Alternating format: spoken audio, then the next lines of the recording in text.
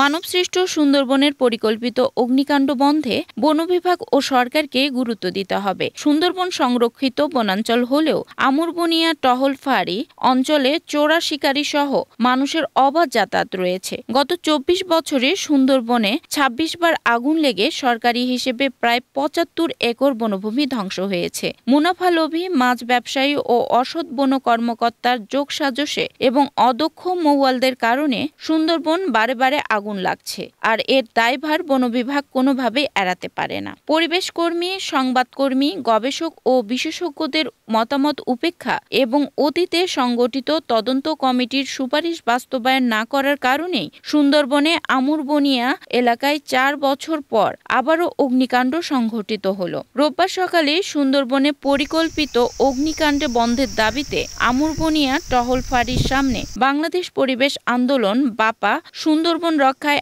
আমরা ও পশু river water কিপারের আয়োজনে মানববন্ধনের বক্তারা এসব কথা বলেন। অনধিকার প্রবেশ করে কোনো স্বেচ্ছায় দুর্ঘটনা ঘটিয়ে থাকতে পারে, এই সকল বিষয় আমাদের আমলে নিতে হবে। আর দীর্ঘদিন আপনারা জানেন একটা খরা মধ্যে থেকে আমরা এই সারা বাংলাদেশ যাচ্ছি। ২৪ বছরে সুন্দরবন ২৬ বার আগুন লেগেছে এবং এতে বনের প্রায় ৭৫ একর বনভূমি ধ্বংস হয়ে গেছে, আগুনে পুড়ে গেছে।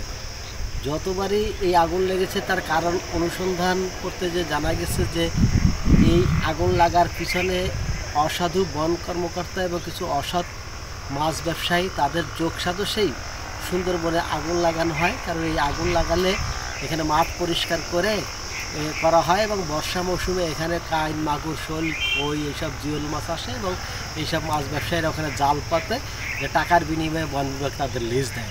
এছাড়াও মোয়ালদের কারণে আগুন লাগতে পারে, তো মোয়ালরা আগুন লাগালে সেটাও অদক্ষতার কারণে আগুন লাগে। এই দায়ভারও বন বিভাগ এড়াতে পারে না।